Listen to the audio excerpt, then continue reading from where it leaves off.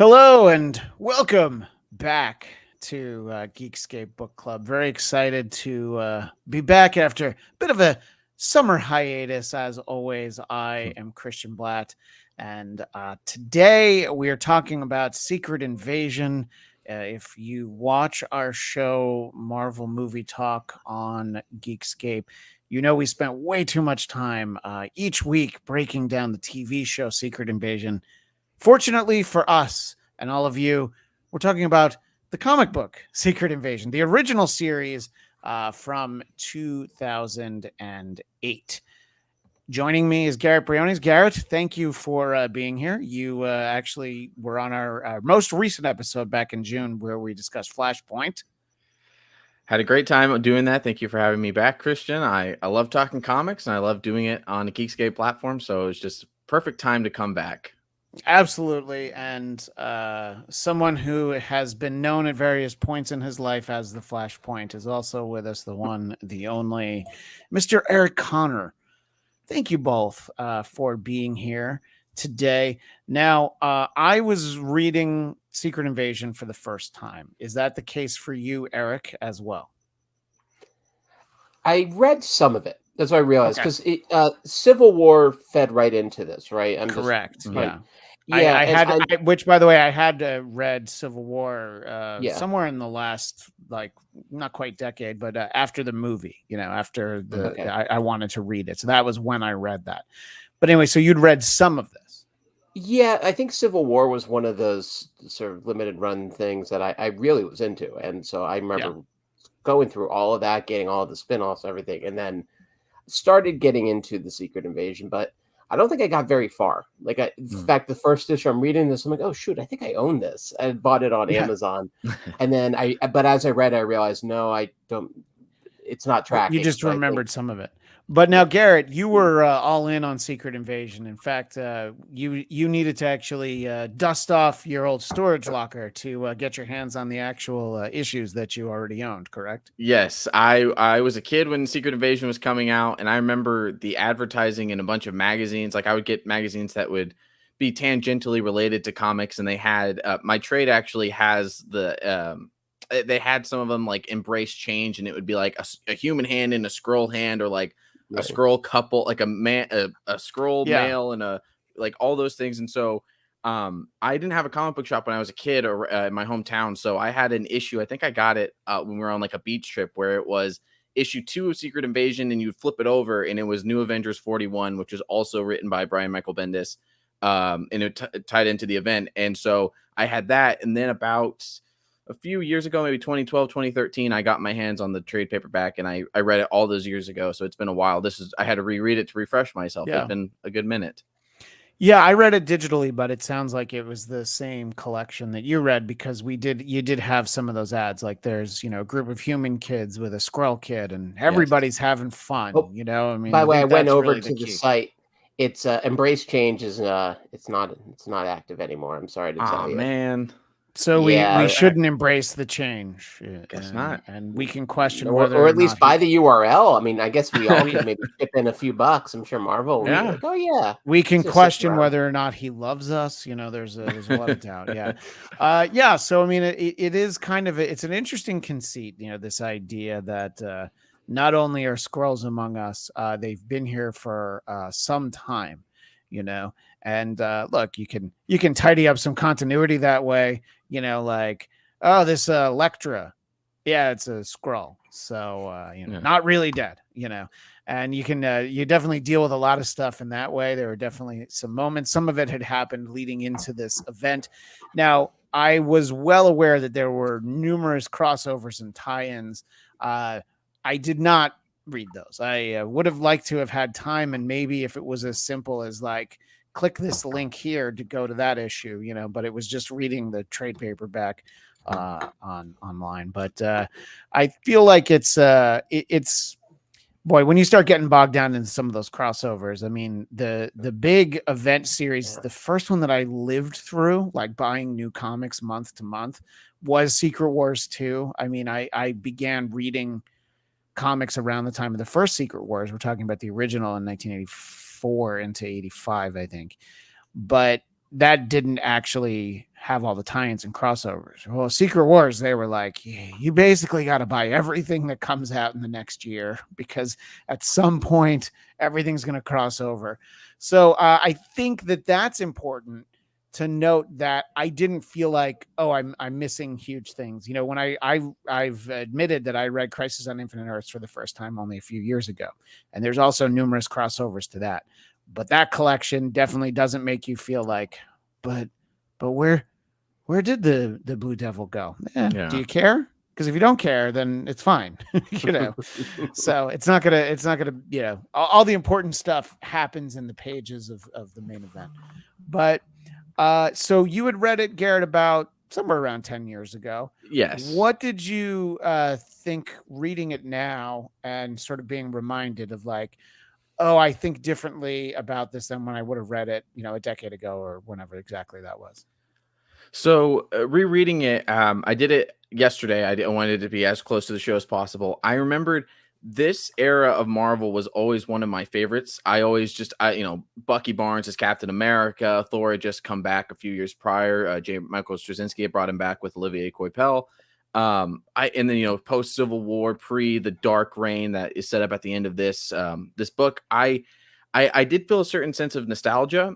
But then I would say, you know, and I love Leinil Francis Yu. He's one of my absolute favorite artists. This book is gorgeous. At the height of his powers. I think for me, the biggest thing that I've always felt with Secret Invasion is just, I think it starts very strong. And then I just think very structurally, it kind of, I don't want to say falls apart, but for me, I think it almost feels like a tale of two stories when it just kind of becomes another, well, we're going to punch each other in Central Park. And then the last issue is, I had forgotten the last issue being very, and then this is what happened. And then this happened. And then this happened. Right. And now we're here. I didn't remember the issue being like that. I just thought it was more of the fight. I have to agree that the sudden narrative shift, that the last part is told from a different point of view than what we had previously.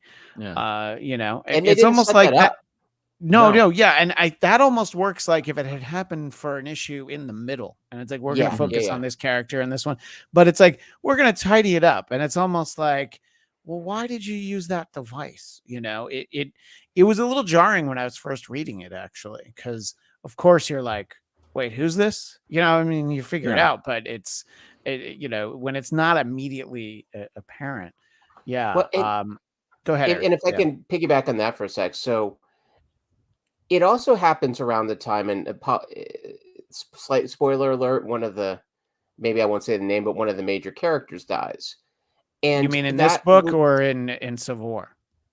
Oh no, I'm so sorry. In this, like in the last, no, because Civil War ends with Captain America being shot, right? And that, of course, directly ties into this because it's like that wasn't really him. That was Square. But anyway, back to your point. Well, actually, it's only a dream. Oh, go ahead. Go ahead. Go ahead, Garrett. Captain America did, the one that was shot on the steps did die, but he was actually dislodged in time by a time bullet. That's a whole different thing. We won't get into that. Time bullet. Well, at least there was a reason that made sense, Garrett. Yeah. That old time bullet, man, it's taken down many a great man. That's a funny thing, is that both Batman and Captain America died around the same time, and it was a special magic bullet that dislodged them in time. It just happened to line up. This magic bullet from this magic grassy knoll that just happened to be right over. Yeah, it's all right. Woody Harrelson's dad was involved with the death of both Batman and Captain America. Right, exactly. You know, but I think what it did, though, because I noticed that as well, it actually hurt that scene. And again, I'm being careful because I'm not sure if we want to spoil who gets killed look, in this. This book is so old that you know, if somebody's watching us talk about it and they're inspired to read it, I think that's great.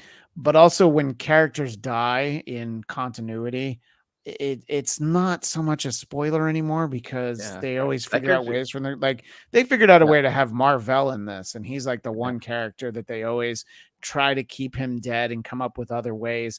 And I think that they've stayed true to that, you know, but at the same time, it's like, well, if we need a character, we're just going to borrow them from some point. But so if you want to make the point about a character who died in this series 15 years ago, I think it's okay. Okay. Okay. Well, thank you for that. So sorry, y'all, for the 5 people who this might shock, but Janet dies in kind of a really fascinating fashion. Yeah. And I think because of the narrative shift, it actually hurt that moment because that moment is really powerful. They even put in the description one of the original Avengers, right? Yeah. That this is a legacy character, and I found like the problem sometimes, right, when you make a stylistic narrative choice like that, is it can actually get in the way of the emotion. And I found like that moment was really visual. I mean, Garrett, I think you're totally right. I mean, the art, even in that whole sequence, is fascinating. Largely because I'm trying to figure out what am I looking at. Like Yeah. and I can't say I was flipping back. I have my iPad right here, so I kept swiping in and out and zooming in. But I found like by doing that shift, it's like you're robbing us of like the moment kind of after that. Think how powerful it is in Infinity War.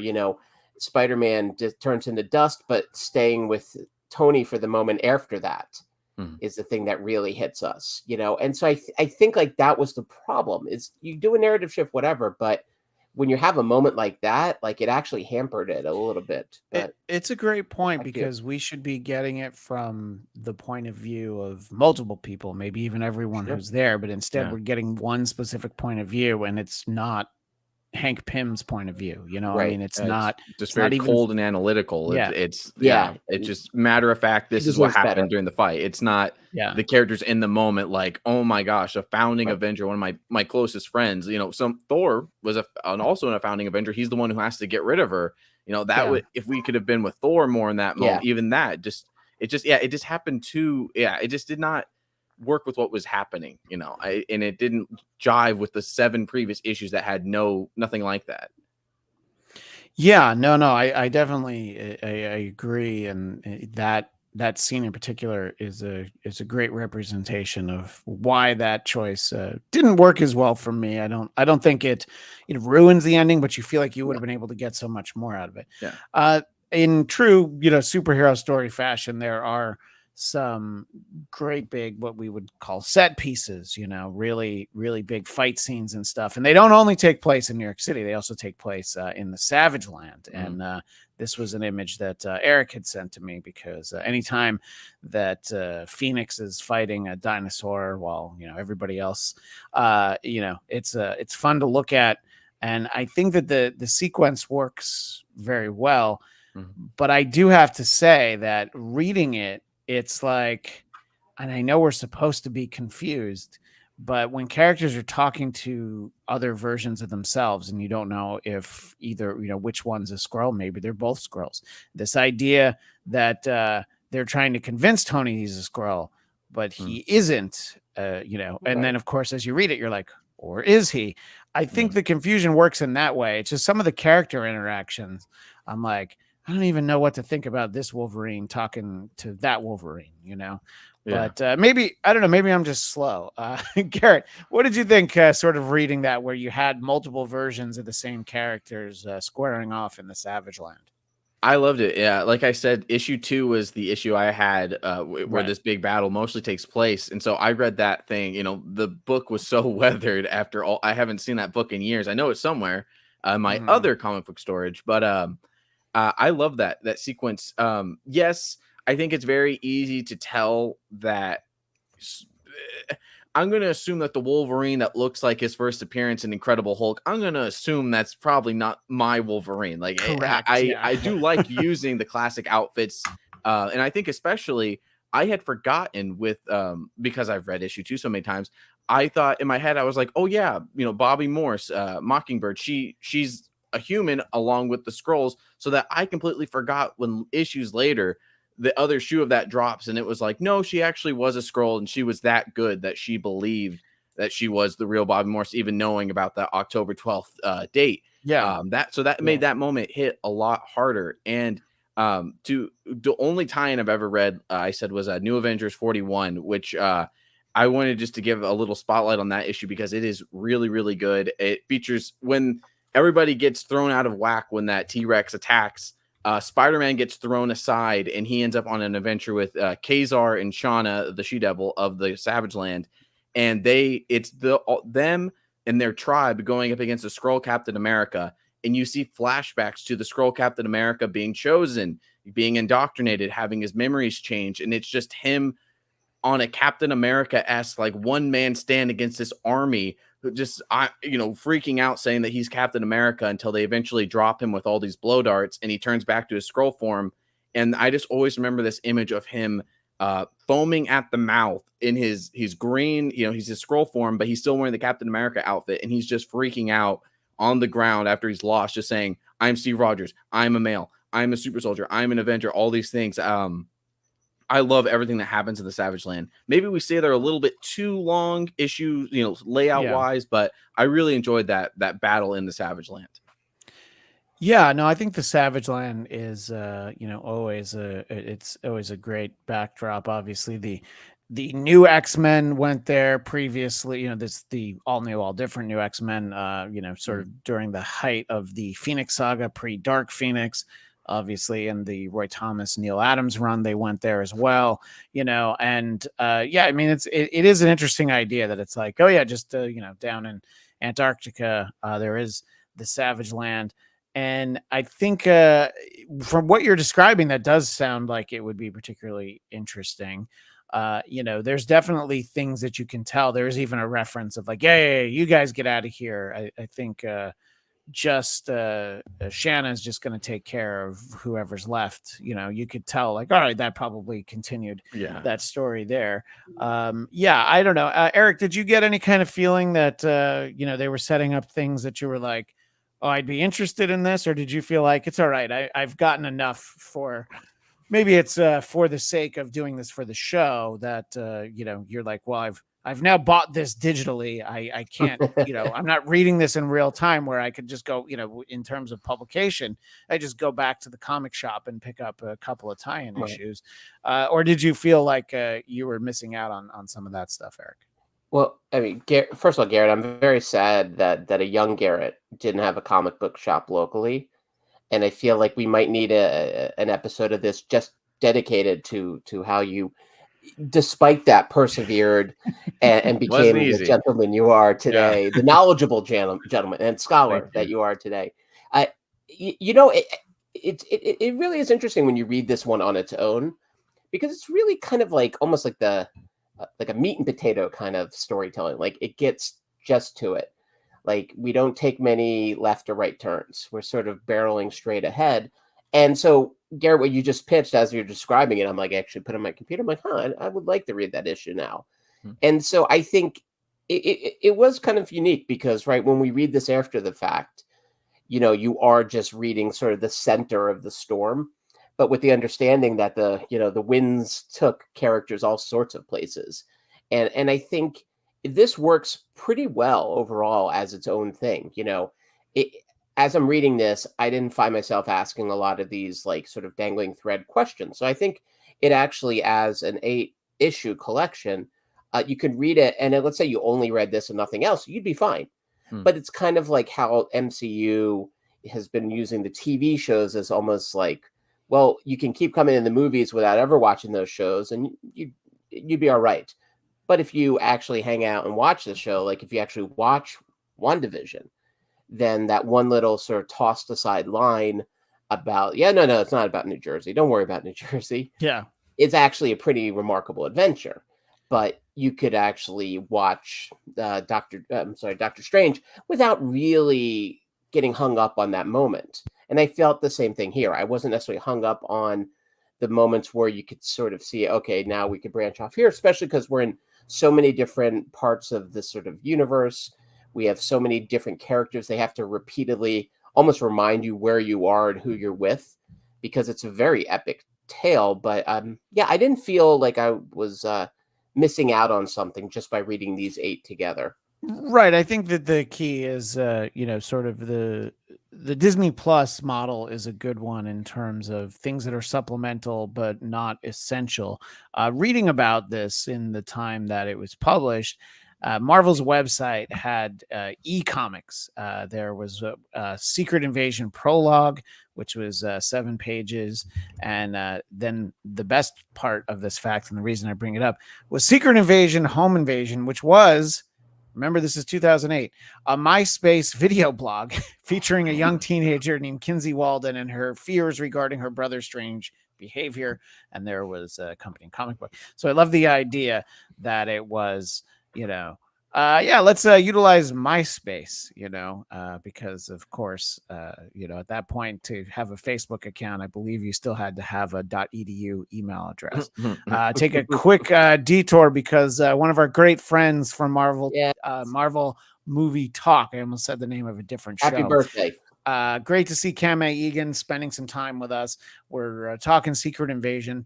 I'm definitely intrigued in some of the supplemental, but because of the fact that I'm reading this in a bit of a vacuum at a point that I'm loosely familiar with what was going on in continuity, mostly because I had read Civil War, and I did read some tie-ins along with that. My friend that had loaned me the issues had sent me some of the tie-ins as well, so I knew a little bit, but I was just like, oh, Norman Osborn, okay, I guess we'll just roll with that, as that's a normal thing. He hasn't been dead since 1972. We're just gonna, and I did know, I mean, I've read more recent comics, I do know that he spends time, but I'm like, oh, he's running the Thunderbolts. Okay, you can't say I was up to speed on that. So there's a little bit of catch up anyway. So I felt like if I had gotten bogged down in the stuff I didn't understand, and I was, trying to, if I was looking everything up, if I was Googling like, wait, what's going on here? I would have never finished the story in time to do this show. But I do feel like this point, you would have, Christian, you would have ignored your children. Yeah, I think that's fair. Cami Egan says she enjoyed the comic and she's reading the rest of the series. Look, I don't want to dwell on it too much, but this is a big event. It has all these characters that you are familiar with, and some that you might not. Someone Garrett's age when you read it at the time, maybe, although Jessica Drew had come back as Spider-Woman at that point, but I'm using her as an example that, younger readers might not have been as familiar with her. There were newer characters that I didn't know particularly well. We see Cassie Lang at one point. There's stuff that I know now, but if I had just picked one of these up at the time. So I think that they do a decent job of like, you're going to get a little bit lost, but we promise you're not going to get too in the weeds on anything. And you'll be able to get, as long as you understand the concept of the scrolls, you should be able to understand this book, right, Garrett? Mm-hmm. Yeah. Even speaking to that, like, this book, I would say, was my introduction to a lot of, by that point I already knew, Spider-Man's been my guy since I could form a word. I was already into Captain America, Wolverine, those big heavy hitters. But sure. I think when I was a kid, this is definitely my, if not my first introduction, maybe, maybe seeing these characters like Luke Cage, Jessica Jones, when I was a kid, and they depict her look that she doesn't really use at all with the pink hair. As a kid, I had no idea who that was, but there was a lot of, I think it was my introduction to the Sentry, all these different people. And and then even the Young Avengers, even though they only have like a cameo at the end of the second issue, it did definitely get me intrigued, like, who are these characters? And so I sought out, I had a Marvel encyclopedia that explains who some of the Young Avengers at the time were.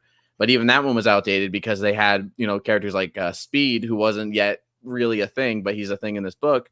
So this book, definitely one of the values of a big event book is that they bring in everybody. Everybody's got to have, their own panel. So I got introduced to so many people that I wouldn't have had a chance to prior. Right. Yeah. I think I think that it is kind of the importance with any kind of ongoing continuity.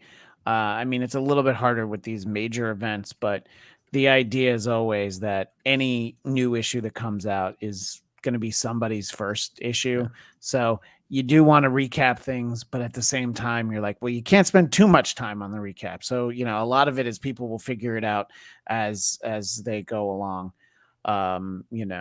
But I think that we don't need to spend too much time on it. But Eric, I know that do you want to talk about sort of what I was teeing us up on was this idea that this gave us the characters we cared about. They were able to do this on a grand scale.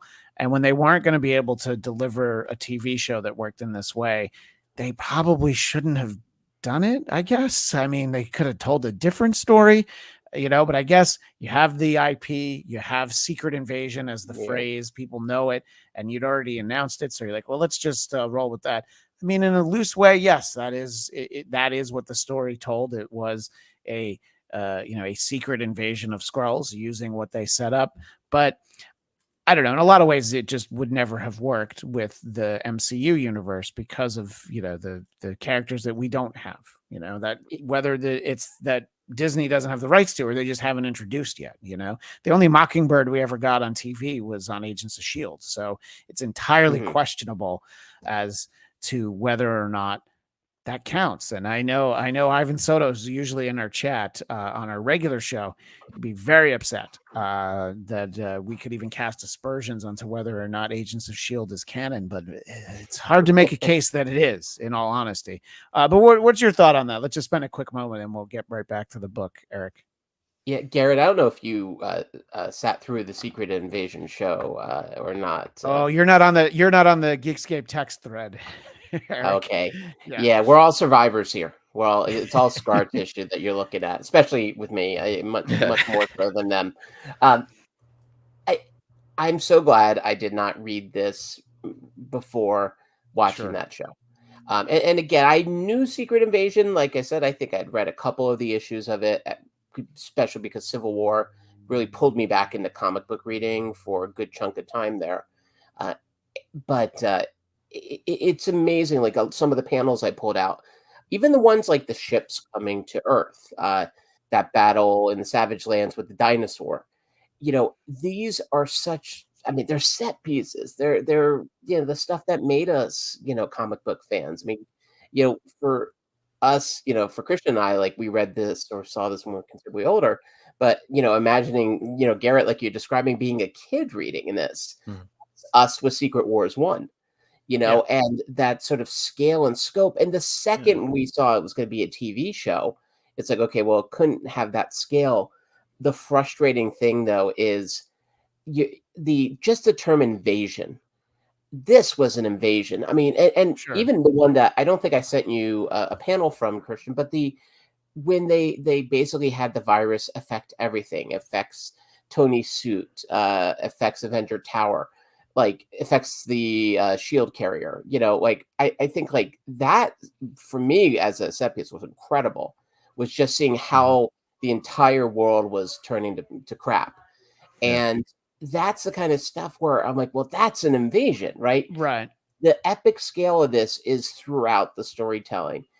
But also, let me just interject. I mean, that's a big problem when you're telling the story in a universe where you don't have Tony Stark anymore and you never had Reed Richards, because there's such an important part of this story and honestly, so many others, But you can make it work, even if the Fantastic Four X-Men are not on the table yet.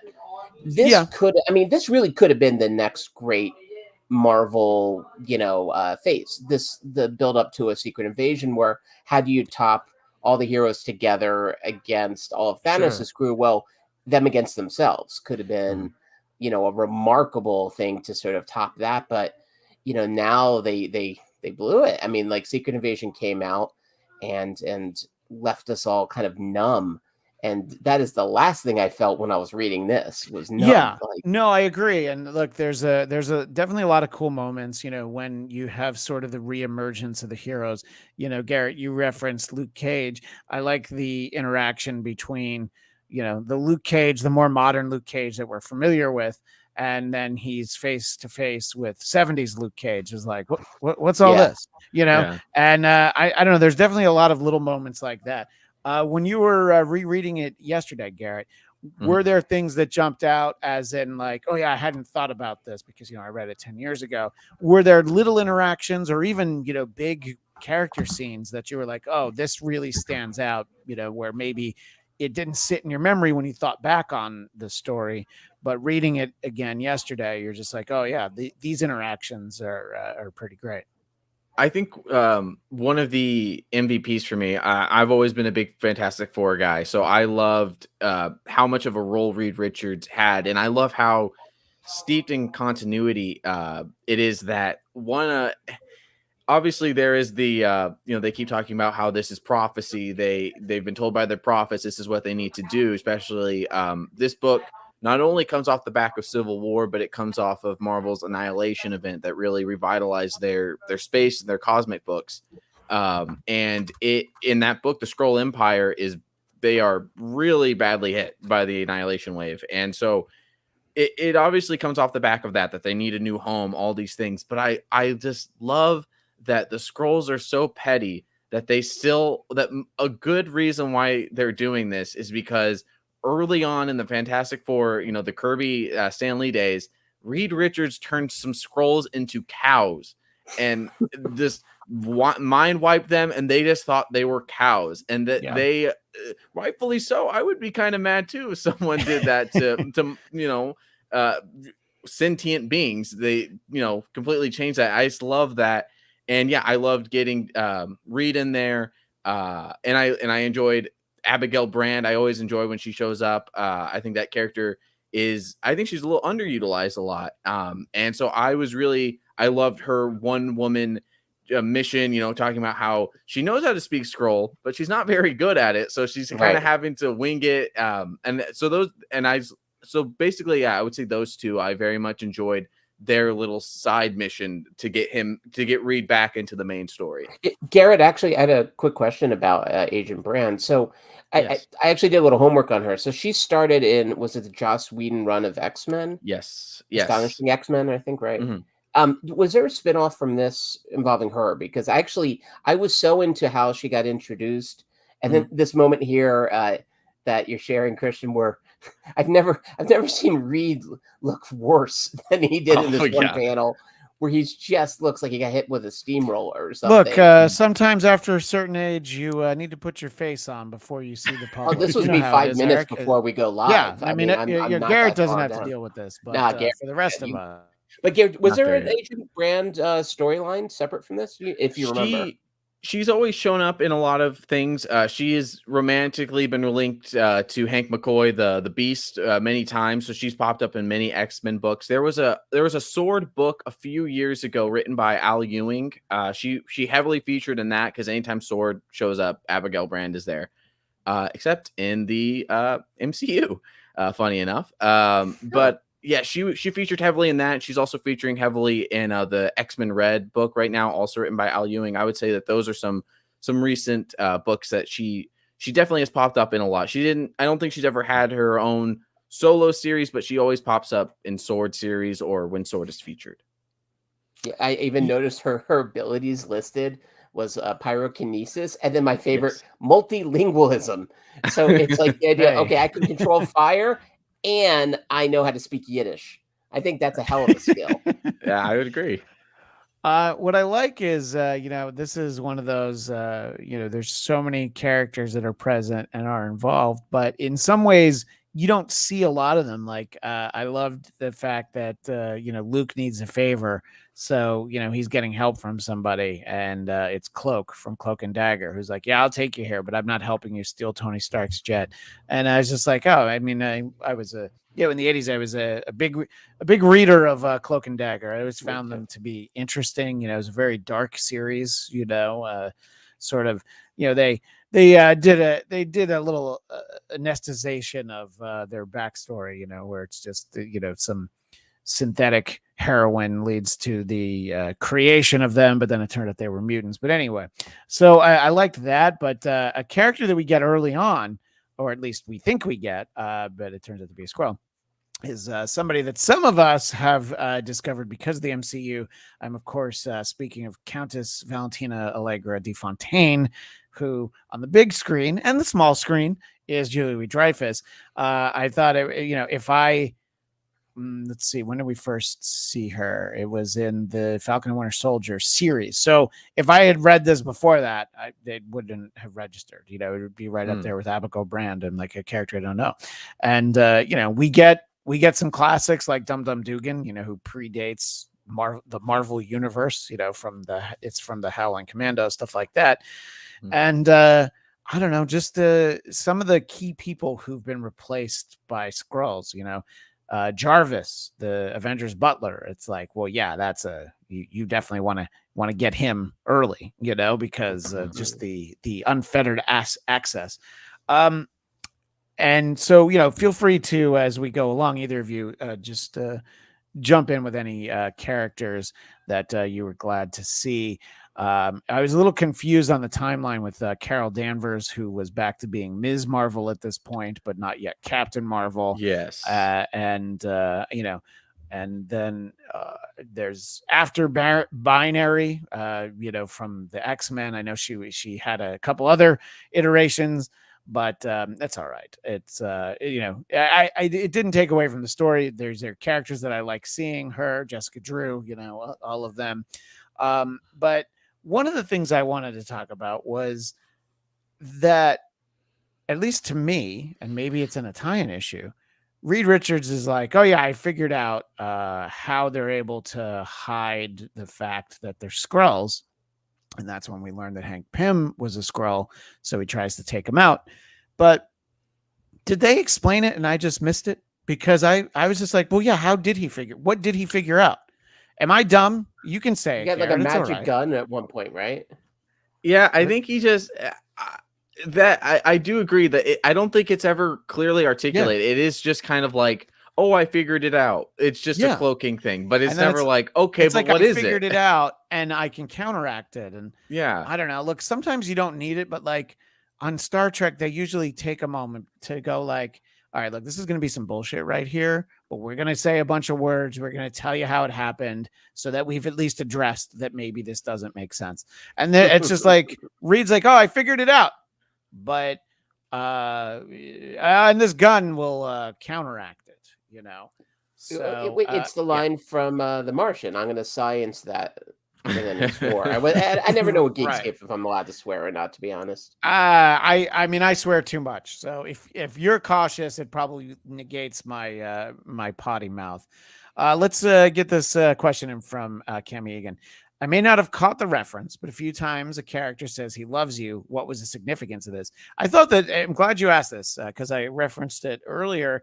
I think it's a good reveal as to what that is because, you know, I'm first reading it. I'm like, all right, they're talking about like a Skrull emperor, the super Skrull. Like, what is it exactly? Like, who's in charge, you know? And I mean, it's the fact that they believe it's God. Like, this is their religious cause of taking over the earth. Talk a little bit about sort of that reveal for you, Garrett, as you're reading it now, then whenever you want to talk about it. Yeah, I had actually forgot that this was it was the driving force. And I really liked it in the sense that I can't remember exactly which issue it is, but it's early on when they're explaining to the world why they're taking over. And they're saying like, well, you know, humanity, all they ever do is they just take over a place, they colonize it, they just take it over. But we're going to eliminate stuff like that by doing the exact same thing. It really is like the idea of like manifest destiny, this idea, you know, early America, they thought that, you know, it was their God-given right to the land. Like it is what God intends for us. It's manifest destiny. It's the Crusades, you know, yes. It's this, you know, it's this idea of, well, God told me I need to do this, you know, and God's on our side. And when you believe that, you believe that there's nothing that can stop you, you know? So I thought it was a nicely done reveal. Eric, what did you think about this idea that you know, that God was on their side, the Skrulls? I like that they withheld that exactly who he is for quite a while. I mean, I don't think they actually name checked God until issue 7 or 8 on this. It was pretty late in the series. I agree. Yeah. And I think it adds to this mystery of like, okay, so who is their leader? and we keep waiting to sort of meet them, and we understand that the Skrull, Jessica. Jessica Drew is Jessica Drew. I was about to say Jones, yeah. but it's not her. Right? Well, yeah, Skrull Jessica. There's a reason for that confusion because Right. Jessica Jones was supposed to be Jessica Drew, having thrown in the towel, and then someone somewhere in editorial was like, "You can't do that to that character." Oh, you mean that character that nobody cares about anymore? That you're literally not doing anything with the character who lost her superpowers. But anyway, I digress. Sorry, I didn't mean to touch a nerve on there. No. Sometimes I went to the new guys. You need a minute. We can step out for a second, come back, and cool down. Cool. Yeah, but like, Jessica let me talk more about Jessica. No, I'm just kidding. Real talk with Christian. Yeah. So like it's like Jessica Drew was like the queen, basically. Yes. And so then we're thinking like, okay, well, it's the moment in Empire Strikes Back where we think of Darth Vader as sort of the big bad, and then he's kneeling in front of an emperor we don't meet for another movie.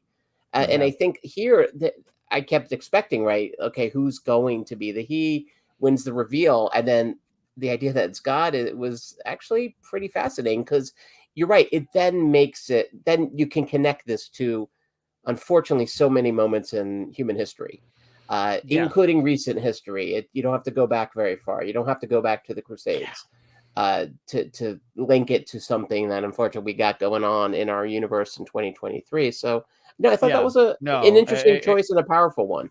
Eric is a veteran of the Cola Wars in the late 80s. I know that anytime that conflict comes up, it always takes you back to those days. And to quote Guns N' Roses, what's so civil about war anyhow? Cola or otherwise. Exactly.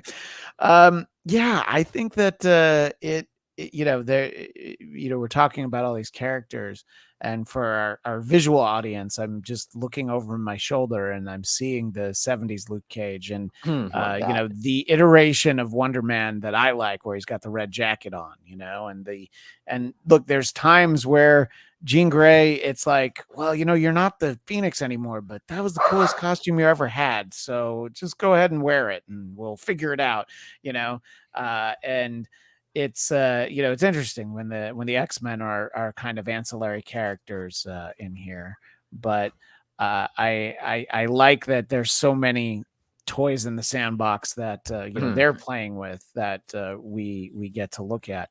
I know, Eric, you sent a number of images, and one that I feel like you shared just because I'm going to assume it made you laugh is this exchange between Tony and Natasha, and he's saying they could have killed me. She had me. And Natasha says they could have killed you with a poison matzo ball before you went to bed. Is that why you pulled that? Because of the idea that it was a poison matzo ball? Is that it brought up so many questions, and then I was like, wait, but is Tony Jewish? And I know, listen, I don't listen. know, non-Jews love matzo balls. I get it. I love matzo ball soup. I will get it. I will get it even when I'm not sick. That's how much you've learned nothing from me in all this time together, Christian. Is that matzo balls, they're for everyone. Why should it just be my people who get to eat them? But I thought, that was kind of one of those moments too. I thought that, and the other one that I thought they had some good quips in there. I like this Spider-Man talking to Spider-Man. Am I always this annoying? Well, yeah. I thought that was great. No, that was a great moment. I did like that. That's and it was almost like a throwaway. Like it was actually real small text off to the side, but I that jumped at me. And then also Maria Hill's passcode. I thought was hysterical. What was her passcode? I don't even know if that was one you sent to me, but I might not have. Okay, so when she's doing the self-destruct, I have it here. The passcode says Maria Hill, Socrates bologna sandwich, Soupy Sales, Cameron Crowe. Oh yeah, and I was so fascinated by that by that Cameron Crowe combination and Soupy Sales. One of the two would have been plenty, but having both is that's special. Right. No, I definitely agree. Cam Egan referencing that I wanted Mike Coulter to wear the 70s Luke Cage outfit. He did for a second when they have the flashback of when he got out of the prison. But yeah, I know. The headband is the real thing. from there. For our visual audience, we're sharing another image from the Savage Land, which is different than the one I had earlier, because these are always the great, when you have the double splash page of, all the heroes. And, printing is so much better than it used to be, because when I was a kid, let me tell you, the double splash page, it never lined up quite right. And it was like, oh, this would look really cool if they'd been able to, actually print it. And of course, it was printed on like newsprint, and, the colors weren't as good, but oh boy, we liked it. We liked it fine. But yeah, I think that just some of the characters that we get, Sentry's not someone that I know as well, but I think he sort of factored into Civil War, but in the way where they tried to kind of keep him out of it, because Civil War, I think, didn't work with the most powerful characters in the Marvel Universe being a part of it. It's like how in the movie they came up with a reason for Thor to not be there, because you felt like in the movie, well, if whichever side Thor ended up on would be the one that won. Yeah. Mm-hmm. And referencing Civil War, it is an interesting thing in the way this ends, where Tony's like, "Oh, Thor, thanks for coming back," and he's like, "Oh, bro, I still hate you. I don't know. We're not boys. We're not down. I don't know what you thought this was, but and some of those complicated interpersonal interactions, I thought were fun to read. So how does sort of revisiting this, Garrett, thinking about the 15 years in the Marvel Universe since this, obviously nobody reads everything, nobody keeps up on all the stories, but they've had big events. What do you think about sort of this snapshot in history and some of the things that it sets up, the fact that it's continuing on in the themes from Civil War, for example? I really enjoyed it. At the time, Bendis was, there's always these times in the comic book industry where there is one writer who kind of, since they have so many books and they're putting out so much work, they kind of direct the line. So this was Bendis' time when he was at the height of his powers at Marvel, and he was directing the line. So he was doing Secret Invasion.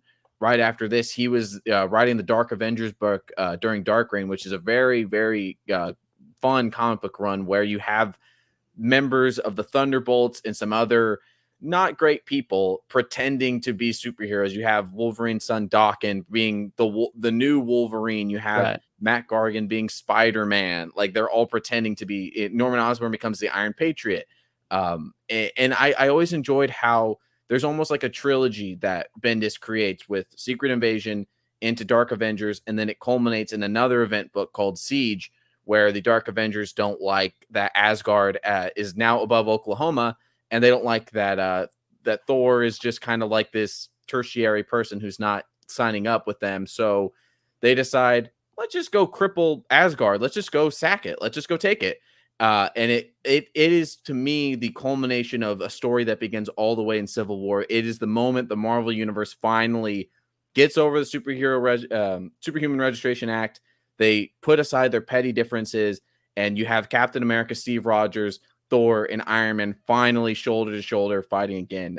I think that's a book very much, if you have read Civil War and Secret Invasion, I would seek out reading Siege. No, I mean, that sounds interesting. And, it does beg the question, why would you put Asgard over Oklahoma? And the only thing I can come up with is proximity to barbecue. I mean, well, that's what, J. Michael Straczynski, when he brought back Thor, which is the run where there is an issue where Thor just beats the crap out of Iron Man, because he comes back after Civil War and learns, oh, that's what you did while I was dead. And so he beats the crap out of him. And then he just establishes, Asgard had gone through a Ragnarok. And so he restores it, kind of wants to give his Asgardians the same thing that he got out of spending time on Earth. Like, hey, it humbled me. Maybe we don't need to be gods floating off in space. Maybe we can be closer to being people, Yeah. One of the images you shared, Eric, it's very much sort of from 2008. In fact, there's a t-shirt earlier, and it features Stephen Colbert, which I thought was very funny to have him pop up here. When the media is telling you like everything's going to be okay, And, this is the height of the fictional character Comedy Central Stephen Colbert, not the Late Show Stephen Colbert. This is like, I feel like you could co-opt the character version of of Colbert. But I think it's funny when they do that. I mean, there's an Avengers from the early 80s where the Avengers go on Late Night with David Letterman, the NBC version of the show. So I like when they when the creators are like, I don't even know if it makes sense, but I'm just going to go ahead and stick it in there.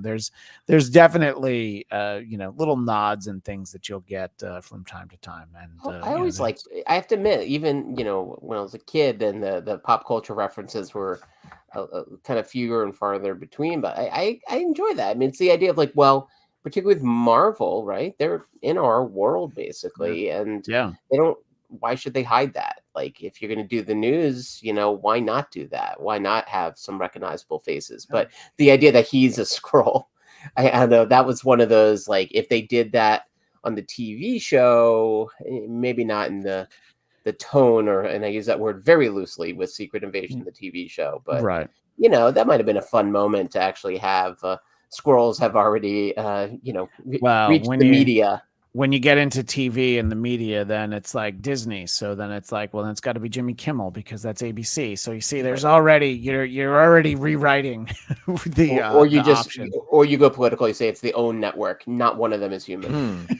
Not a single one. Yeah.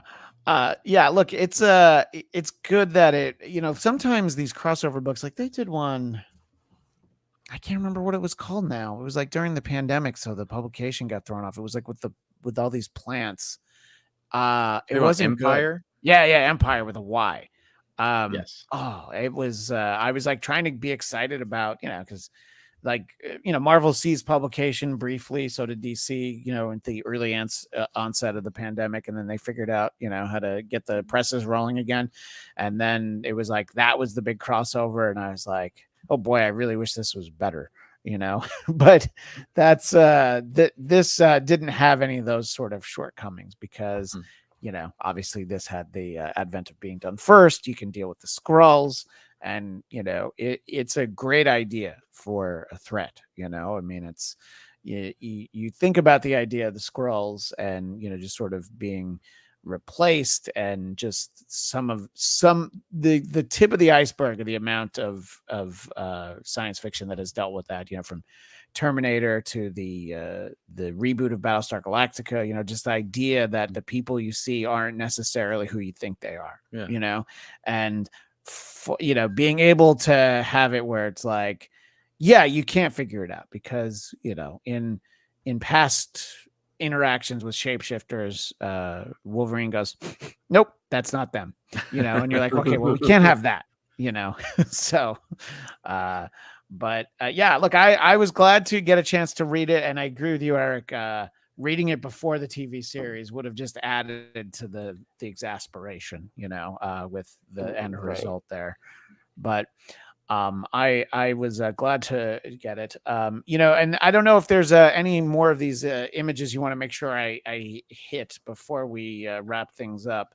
There's I mean, honestly, it's one of the things that Garrett, you brought up at the forefront. It's like just the art in this, the ink and the illustration, terrific. And there's a moment even in there where like Vision gets not like they destroy him, and it's not even like, oh no, Vision's killed. It's like, no, Vision isn't just killed. His head blows up in like 5 different directions at the same time.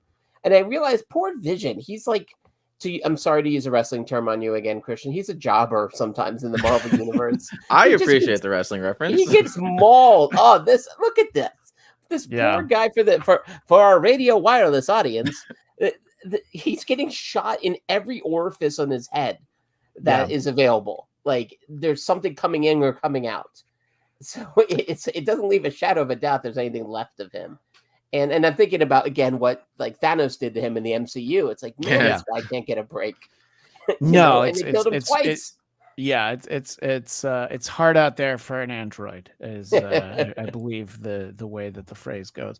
Well, I had fun reading this, and I'm glad we got to spend a show talking about it. And I do hope that people find our episode and maybe they revisit Secret Invasion, or perhaps they read it for the first time. Our pal Cami Egan talking about, I immediately heard Tom Holland, Andrew Garfield, and Tobey Maguire's voices with the Spider-Man banter. Yeah, when you get multiple Spideys interacting with each other, I do agree that line of, am I always this annoying?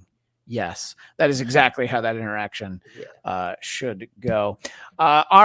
We will be back for real. We'll be back next month. We will be doing another installment of Geekscape Book Club on Friday, October 27th. The expectation is that day at the same time, 6:30 p.m. Eastern, 3:30 Pacific. And in the interest of the season, we will be diving into Batman Long Halloween, which Garrett, I believe you've already fetched from your same storage locker where you were able to get fell your swoop. Yeah, you just got it all. One fell swoop.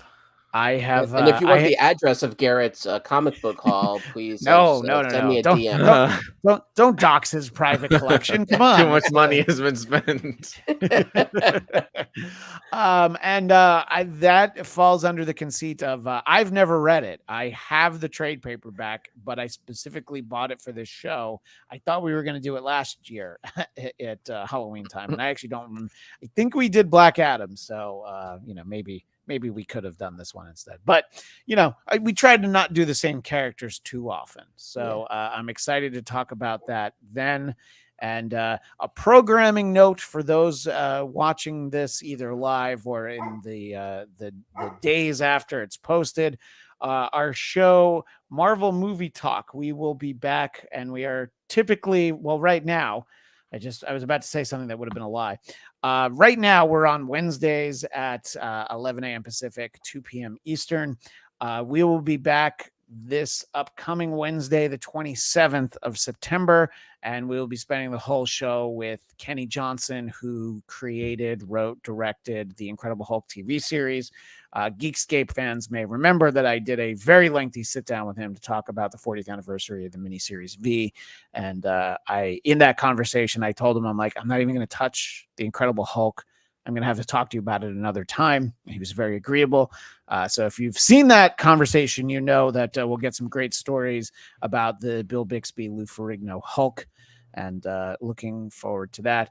And our show that I just referenced, Marvel Movie Talk, will be on Fridays at 3 p.m. Eastern, noon Pacific, beginning with the premiere of Loki. So we'll be on Fridays during those 6 weeks. So you can find us there. And since I'm doing my plugs, I'm on Twitter and Instagram at ChristianDMZ. And Garrett, where can people find you and tell them about some of the other content that you work on?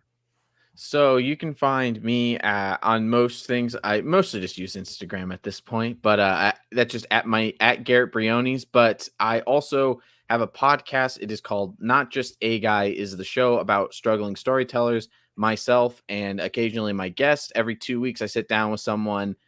Going forward, I have a good lineup of guests. We sit down and we talk about the struggles of bringing your story to life, why you want to tell stories, and where you see yourself going as a storyteller in whatever medium it is that you are in. I have a lot of filmmakers coming up because that is the that is the medium I'm a part of. So Not Just a Guy, it's on all your podcatchers. It's on YouTube as well. Also Instagram, TikTok at Not Just a Guy Prod, PROD. Excellent. Yeah, I'm glad that we're able to get that out there, let people know about it, and it's always fun to get a chance to chat with you, Garrett. And Eric Conner, where can you be found, sir? Well, after I find the source of Garrett's powers, his hidden comic book collection, you can find me hanging around Eric Conner, Instagram, and Twitter X. I'll be me and Vision, the remains of Vision's head. Yeah, we'll be getting ready for Halloween this year. And Garrett, it was a pleasure sharing a screen with you. Look forward to our next book club. I can't wait. And Christian, it was okay. Yeah, absolutely. You were there. No, look, you're not the first to say it. It's okay to get to spend time with me. It's adequate. Every once in a while, fine. It's not terrible, and we take praise in any way that we can get it. Well, we will see everybody on October 29th. Get your copies of Batman Long Halloween so that you can be all caught up in time for that. And if they keep writing them, we'll keep reading them, and we'll see you next time. Goodbye.